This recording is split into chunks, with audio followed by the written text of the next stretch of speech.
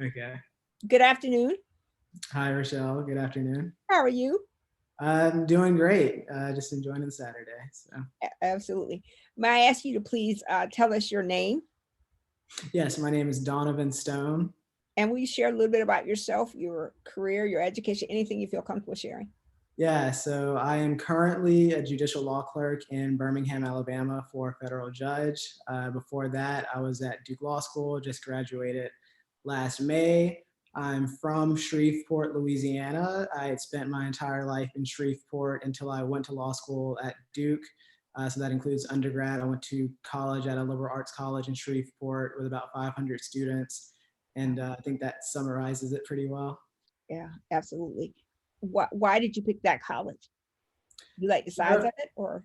I did like the size of it. It had a really great, student to faculty ratio. Mhm. But also in growing up and, in high school, I didn't have a lot of, I guess, college or career guidance. Mhm. And so my knowledge of the opportunities that were out there were a little bit limited. And so it just so happened that this college was in Shreveport.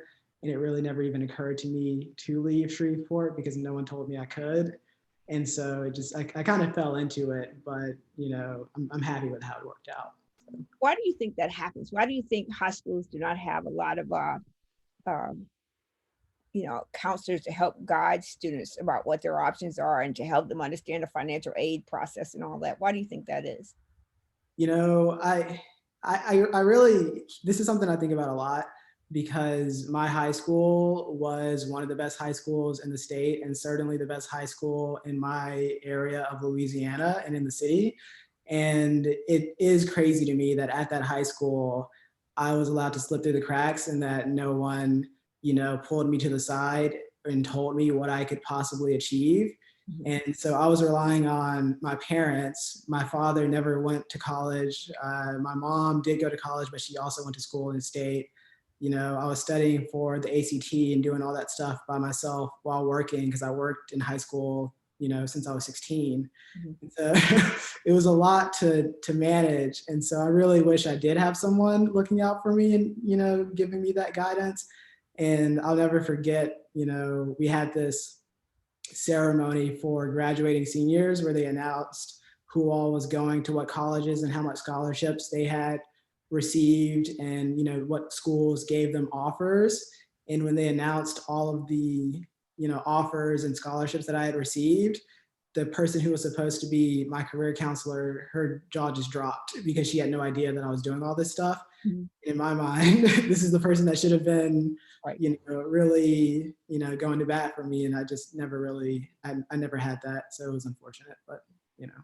So, in your position now as a lawyer, although you're still clerking, but as a lawyer, what things can you bring to bear to change that for the people who come behind you? Because this is not something that stopped since you graduated from high school. It still continues to this day. So, how do you fix that?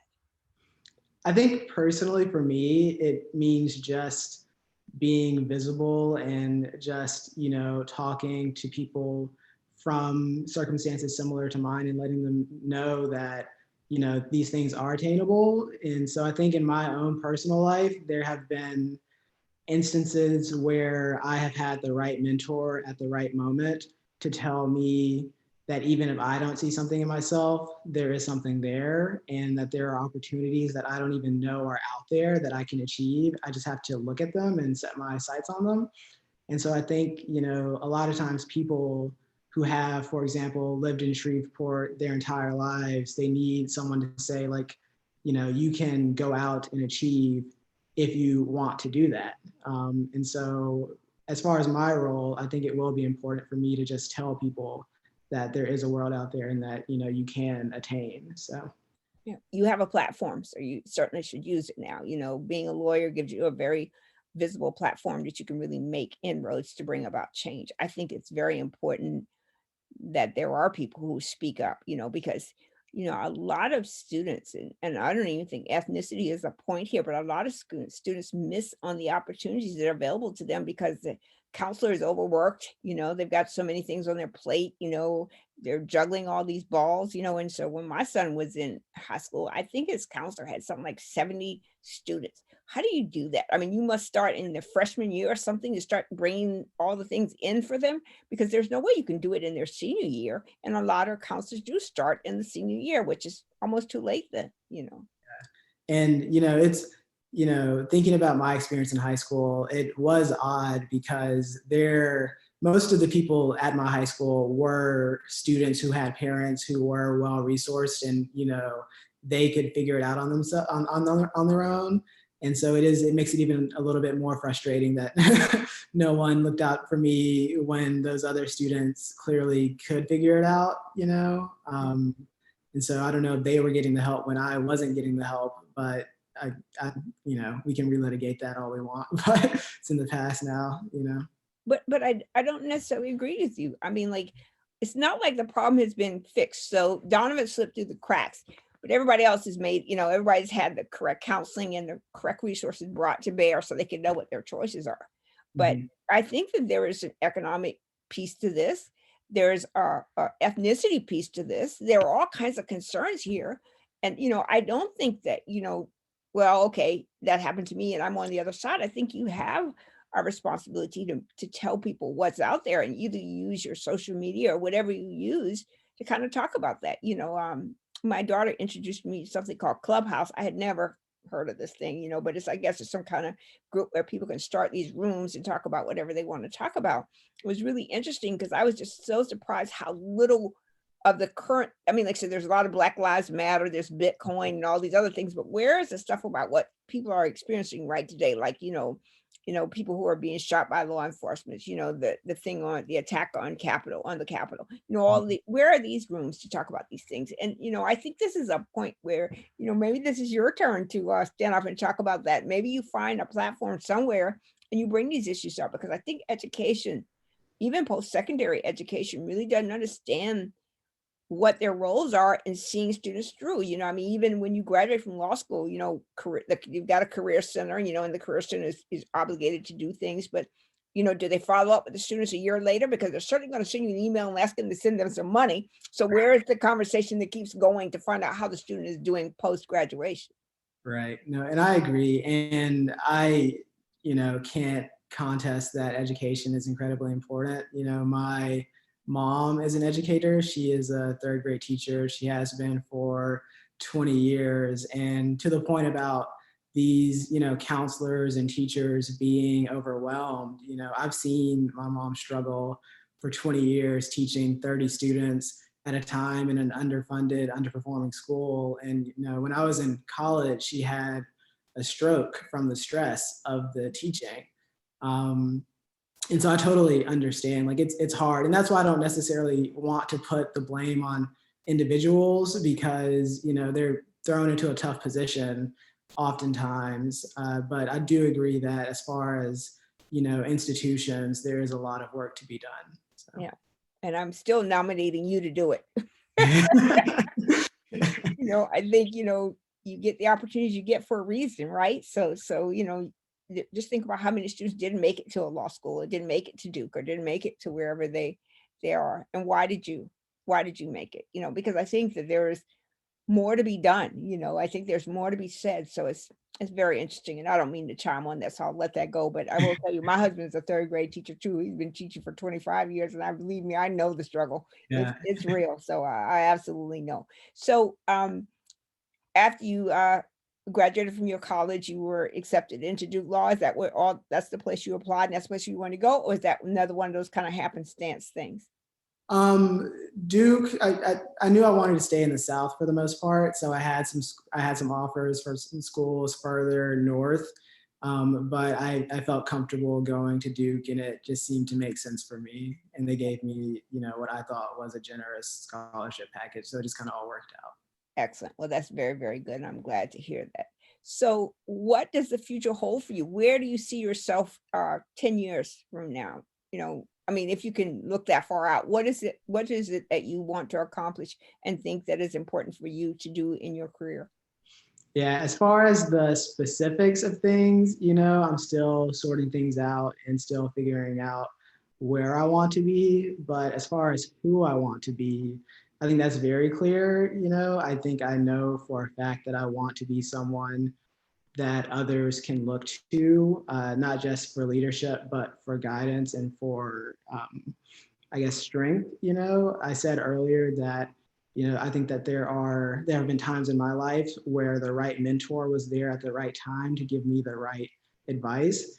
And I think that if I can put myself into positions to be that person for other people and to open doors for other people, that's huge. And, that could be being a lawyer practicing, that could be being a professor, that could be whatever it is. But so I don't necessarily know what I will be doing and where I will be doing it, but I know who I want to be for other people, if that makes sense. Absolutely, it does. And I will tell you, in my time getting to know you and your colleagues of Balsa, all of you are such bright individuals. You have so much potential to change the world, And I will tell you, I'm holding your feet to the fire. I expect you to change the world. I expect you all to bring, what you have been given in terms of God, gifts from God, but also, like you said, people who've been there for you when you needed somebody to be there to pay it back, to pay it back and not necessarily a monetary way, but in ways that make a difference for our communities and for other communities as well. But our communities are still struggling. We are still fighting this battle of racism and sexism and ageism and all the isms that they are, we're still struggling with that, and so how do we find our place if our young people don't take us there? We need our young people to take us there. And so I'm absolutely counting on you to do that. I will tell you, I've been so impressed with the way you carry yourself, the way you move throughout your communities and other communities. It's absolutely impressive, so I think that you have so much you could do, and so you can do anything you want to do. You could be our president. I mean, you could, run higher education. You could do anything, it's just, up to you to decide that's what you want to do. But you've already been gifted with everything you need to be that. Yeah. And thank you. This is what I mean when I say that people have been in my life to tell me what I can achieve. Because oftentimes, people talk about imposter syndrome and people talk about, feeling like they can't do certain things, but you need not just mentors, but champions. And so I appreciate everyone who has ever championed me. And I really think that any, small amount of success I've ever achieved has been solely off of their backs. So I'm very appreciative. Absolutely. And we all feel that same way. We were all standing on somebody else's shoulders. We talked about this last election, and I've always been an advocate about this. And, like the right to vote. People died so we could vote. You know, I mean, I'm not talking about people didn't go vote. We got the wrong legislators, or we got, redlining or whatever it is. People died, literally lost their lives. And Yeah. here we are in 2020, 2021. People are still losing their lives, just different reasons for losing their lives, So what is it to be a black man? What is it to be a brown man? What is it to be a black woman, a brown woman? What is it, in a society where we are often, I wouldn't even say marginalized, kind of defined, if you will. Someone stuck a label on us and said we're this thing. So, what is that like? What is it from your perspective, from the lens of a young lawyer? What is that? What is that you think that society has defined as what the world is for you? You know, I recently finished reading Isabel Wilkerson's new book, Cast. And I think that, definitely does a lot of the hard work of explaining to Americans what it means to live in a system that has been thrust upon you and limits you to certain, ideas of what it means to be an African American man. And I remember reading Cast and struggling to get through it, not because it was bad, but because it was so real for me. And reading what Isabel Wilkerson had written just struck such a chord with me personally that it was really tough to finish. And, I spent a long time, way longer than I expected to, reading the book just because it was hard. It's It was hard. very hard reading. So. Absolutely.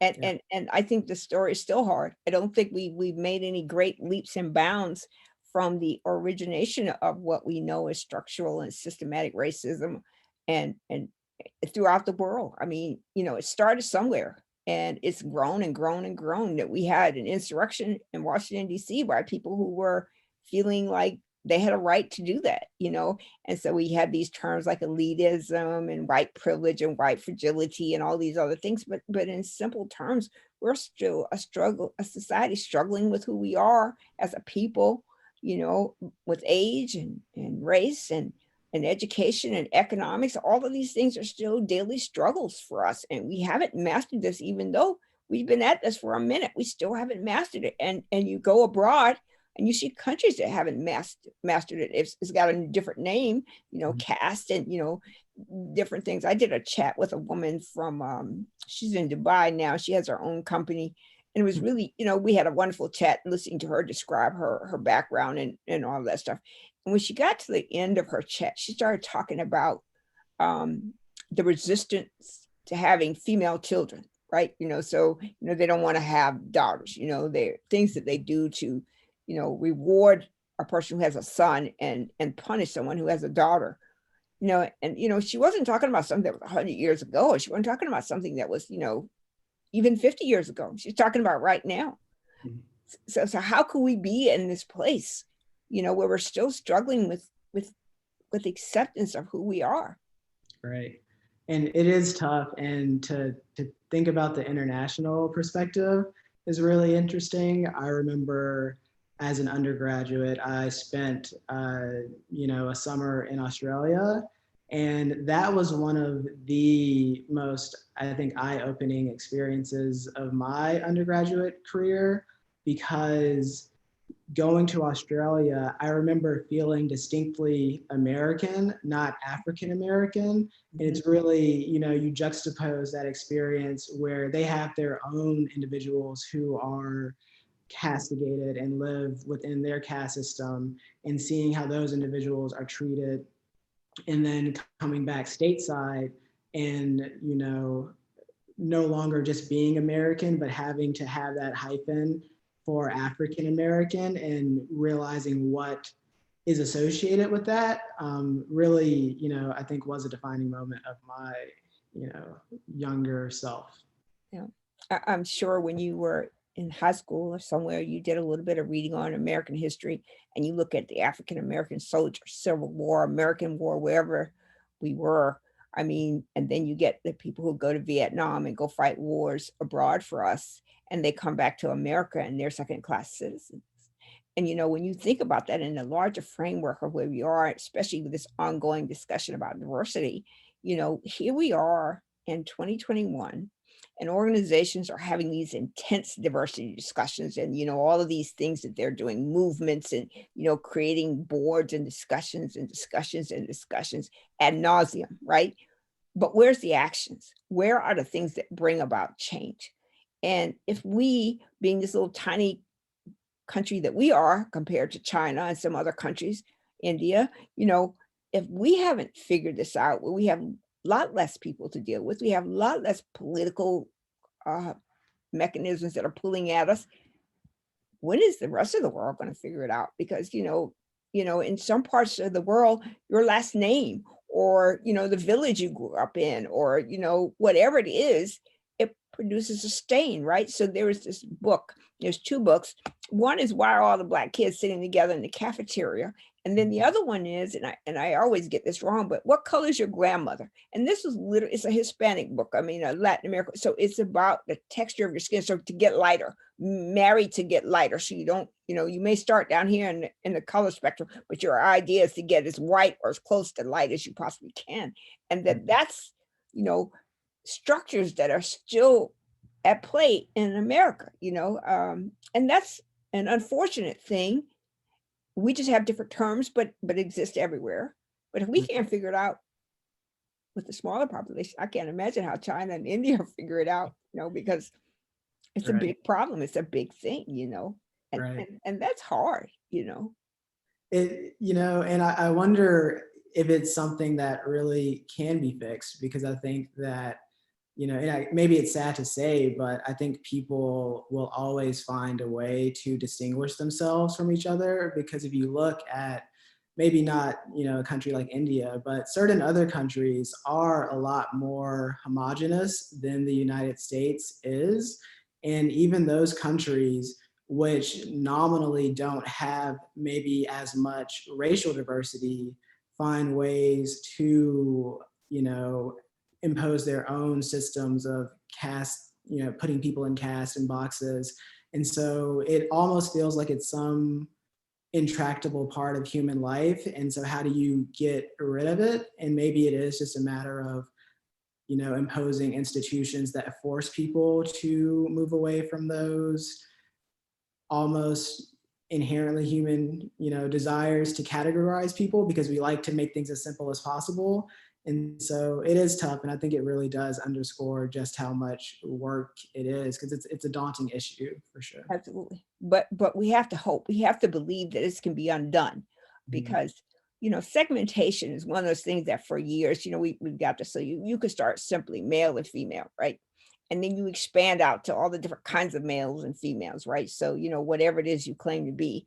Mhm. And every time you put another label on something, you make it so it's not visible. You take away its color, if you will. It's like some people say, I'm colorblind. I don't see color. That just literally made me invisible. I just Right. don't exist anymore because you don't see color.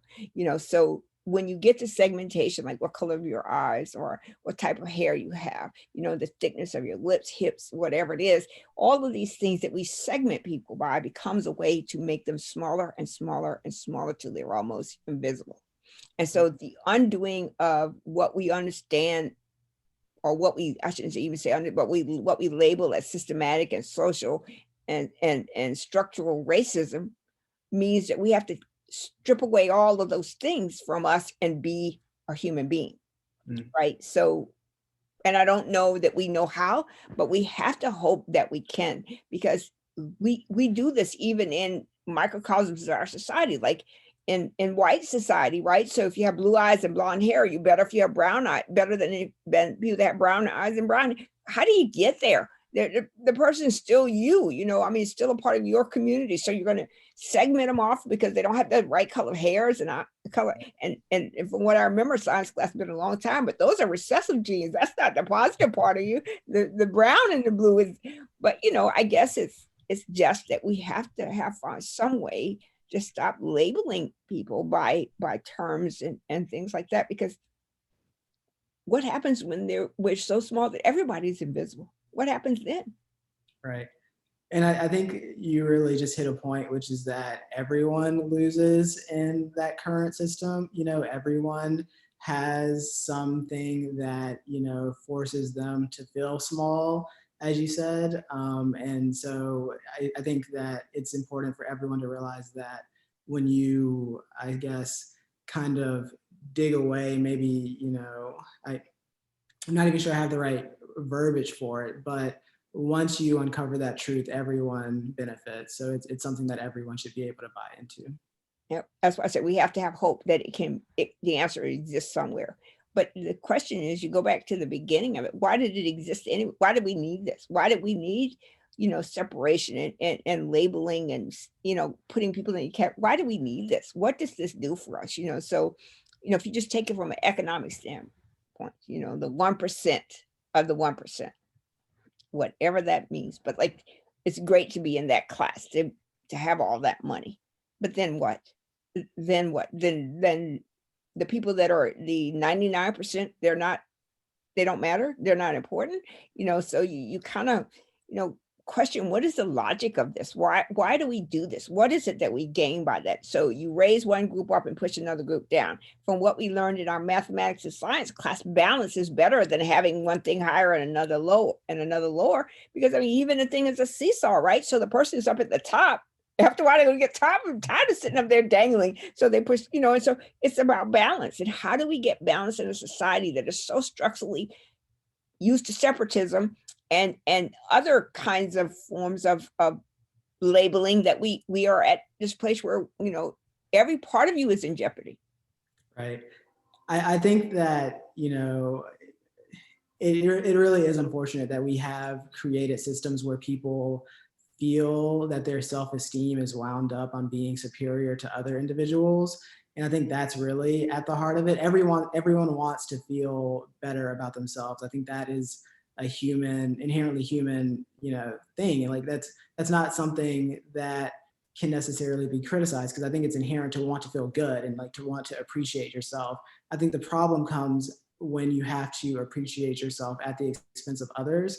And so I think moving forward, what we should see and what we should hope for, as you were saying about hope, what we should hope for is a world where everyone can find value and meaning and fulfillment in themselves without having to put others down. And, it's probably, optimistic and maybe idealistic, but hopefully we can get there one day.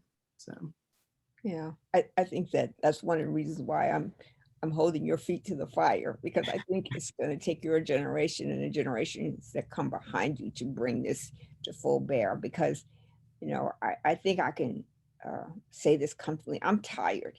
I am literally exhausted. So yesterday was Friday. Thursday night, I watched For Colored Girls, Tyler Perry's movie. Have you ever seen it? I haven't seen it. It's a painful it so the movie, the underlying theory of the movie is about girls who consider suicide. It's a pretty painful movie to watch, but I mean, like, in the movie, Loretta Devine's character says, I'm tired of being sorry and colored." And it's exactly it just hit such a nerve with me, because I am tired of being colored. I am tired of being labeled as something or being on someone's margins to decide what they do with my life. And the HBO movie that Ta-Nehisi Coates Mhm. did, what is it? Between the World and Me? Yeah, based off of his book. Yeah. Yeah, where he's asked, "Do you own yourself? Do I own Rochelle? Am I myself?" And I can tell you, my 62 years of being on this planet, I do not own myself. In a whim, my employer can eliminate my position just like that without even discussing with me. Just says, "Well, we don't need you anymore. Bye. See ya." Mhm. Or my child can be driving down the road and be pulled over, and then he's no longer alive because someone thinks that's okay. Mhm. So in my end of the spectrum, I'm tired. I grew up at a time where racism was so prevalent, so it's calmed down. It's become more subtle, more covert than overt. But in reality, it's still right there. It's still as present as it ever has been. It's got nice cover on it. They put perfume on it. They put beautiful flowers around it. They've decorated it really well. But for my generation, like, how much more of this do we have to endure? When our sons can't drive at night, our sons can't have a broken tail light. I did a chat with I don't remember who it is right now, but it was a white man, and when he see the blue lights in the back of his window, the only thing he thinks is how much this ticket's going to cost me. He doesn't think he's going to lose his life. He doesn't see any inherent danger in it.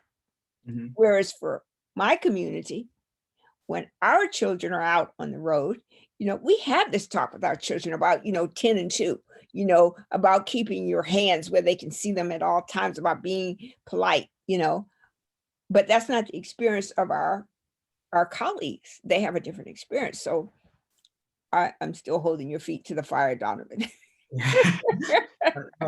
I'll do my best, but I certainly appreciate what you're saying. There is almost a certain insecurity that you feel in certain spaces, just because you do know that other people have control over your existence in certain scenarios. And so it really is sobering. And that was one of the reasons that cast was so hard to get through. Right. I remember I was reading about an instance that had happened in Birmingham, Alabama, that Isabel Wilkerson was writing about.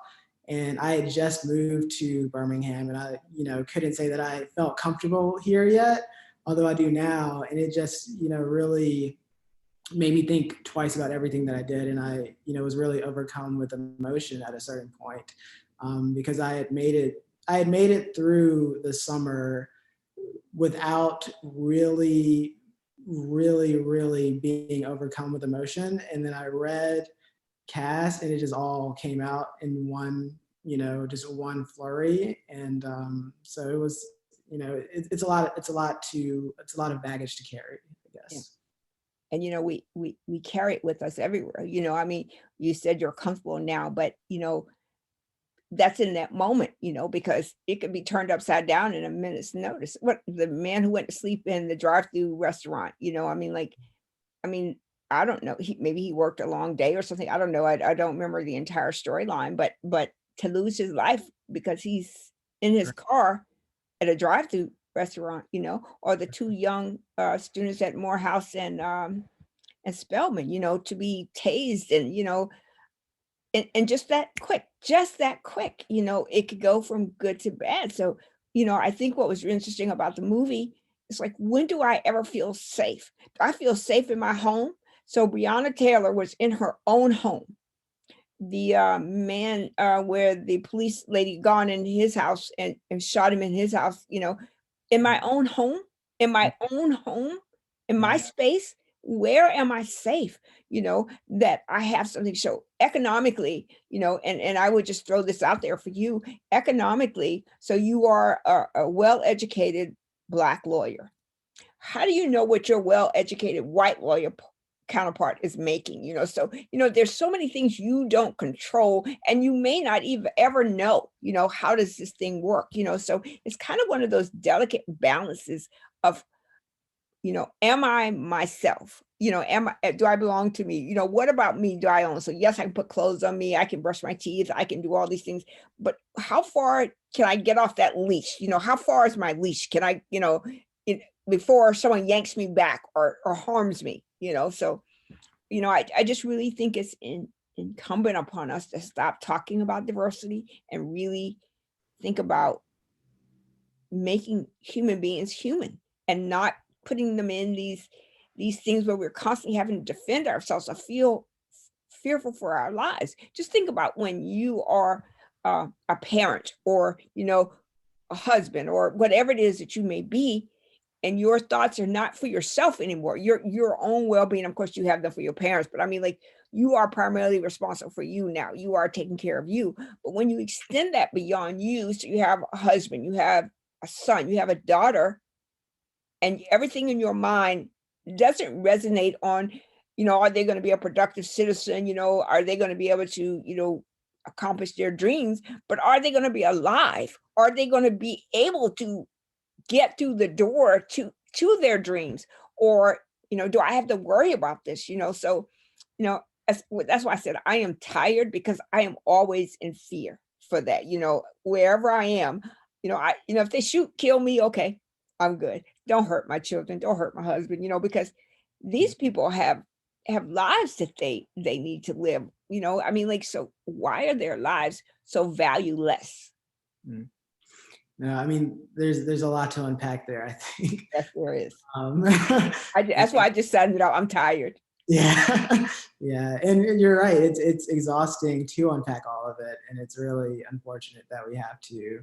And at the moment, I don't, as you were saying, have to deal with being concerned about someone, my children's safety, which is great. I can't even relate and begin to contemplate what it's like to have that additional baggage, in addition to what I carry as an individual. And so, there's a lot. Well, believe it or not, your parents carry it every day. So I'm No, sure. no matter where you are in the world, no matter if you're at Duke doing really well or you're in Alabama, wherever you are in the world, every day that thought, there's a teeny little thought in the back of your mind. When this phone rings, it's only ringing to tell me, hello, how are you doing? Just checking in to see how you are. But there's that teeny little pause that's back there that pray, God, no, no, no, no, no. And so we kind of inherit it as we go through our lives, so your parents are carrying it for you, you will carry it for yours, and yours will carry it for theirs, and so forth and so on.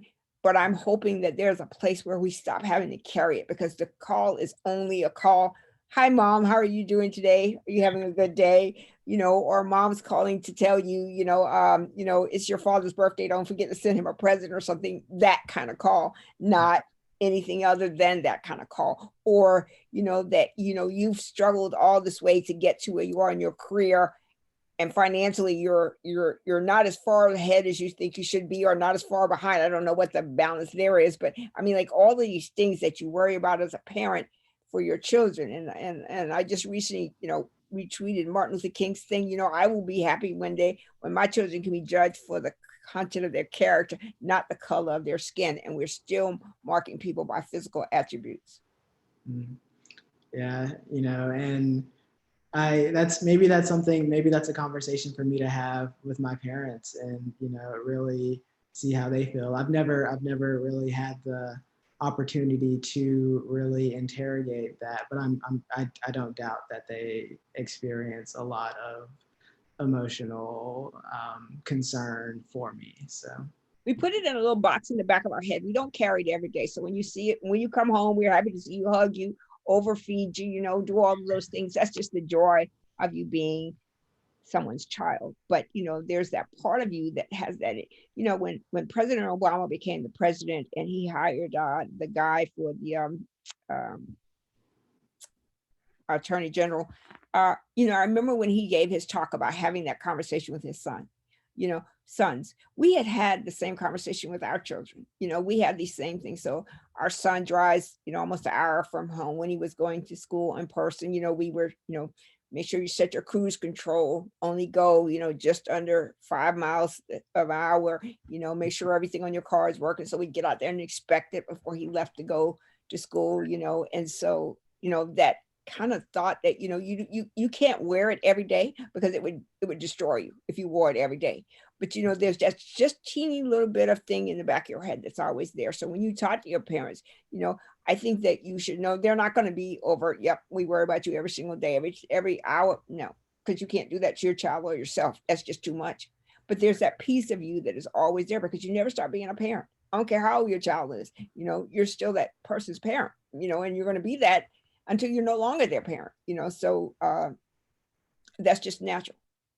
yeah, yeah. Yeah. Well, I'll let you know how the conversation I goes. appreciate that very much. And make sure you tell them that I feed you when you were in Durham. So, they will appreciate this conversation, like, who's that lady telling you this kind of stuff?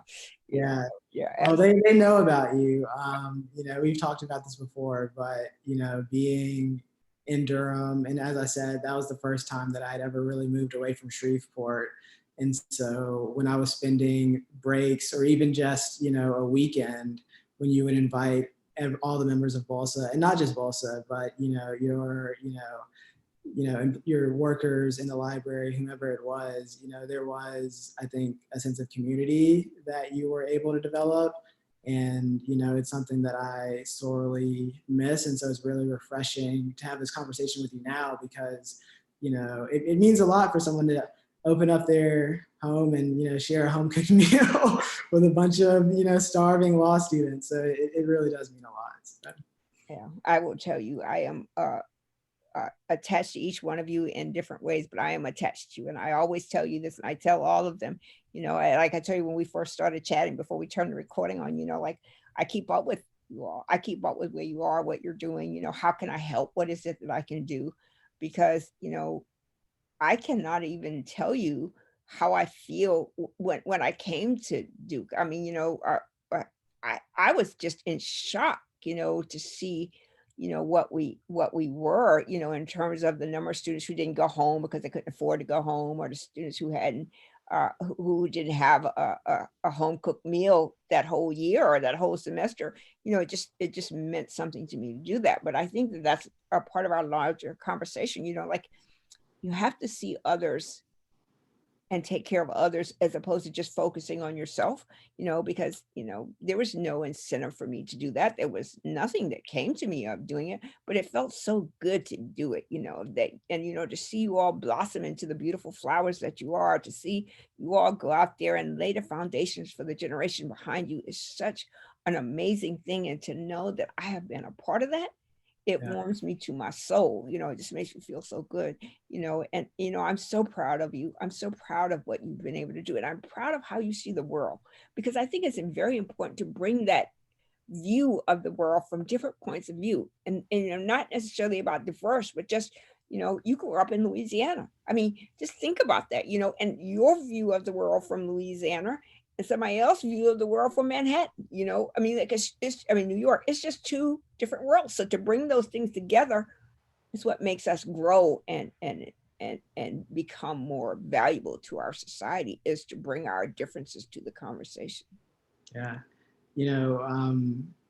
One, to maybe linger on the dinners that you would have for us a little bit more, and just talk about, bringing a lot of people together in that sense of community.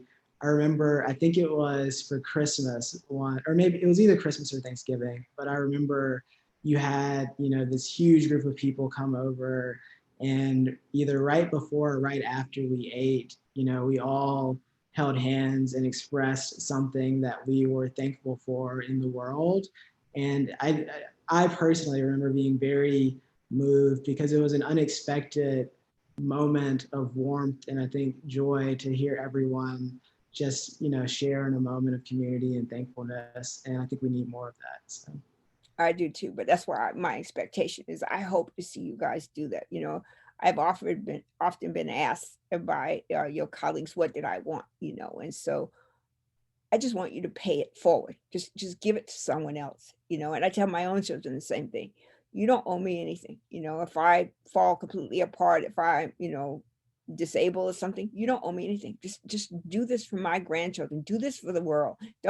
You owe me anything. You owe the world this. You owe, an appreciation for what you have and what you've been able to do. So I think that that's all that I want, and I think, I grew up poor. I grew up hungry. So, food was the one thing that I could connect everyone with, because everybody likes a good meal, right? And to have a good community while you're at the meal is even more beneficial, because you get to eat and talk to people and meet people you don't normally interact with. So that's really important to me. But, Donovan, I can't tell you this enough, how much you impressed me with your personality and your insights and the way you bring yourself to the conversation. It's just a beautiful thing. And I think your parents did an amazing job. And I know you want to take some credit for that, but they did an amazing job in crafting you. And I am very, very pleased to say I know you. And again, I can't tell you how proud I am of you. Well, thank you very much. And, to be clear, I don't take any credit for it. I give all the credit to them. So. Absolutely. They did a great job. Yeah, absolutely. Well, I'm a parent, so, that's just my side of it. So we have about 5 minutes. I'm going to leave the remaining time to you. And as soon as the video converts, I will send you a link. And, if you ever make it back to North Carolina and you don't stop in Durham, I'll be looking for you. So you always got a home cooked meal. Hopefully we'll be on the other side of COVID. Yeah. Well, I look forward to it one day for sure. So, yeah. Anything you want to say or anything you want to end with before we end our chat?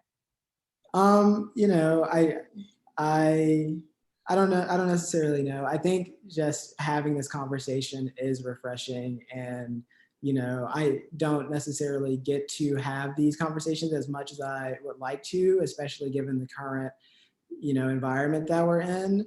And so this is something that I find really reinvigorating. And so I'm really glad that we are doing them. And I hope that you continue doing these chats with other people. So, Absolutely. I think so far I've done almost 205, 206 of them. I haven't posted all of them, but I think I post like 170 or so of them. But, I think that if I can give anything to the world, this is what I'm giving you. It's just the stories of other people, their stories, because I think we learn from these stories. I mean, I don't care who you sit and listen to, if you sit and listen to Malcolm X or Martin or anything, their stories bring something to us that we didn't have before we heard them, right?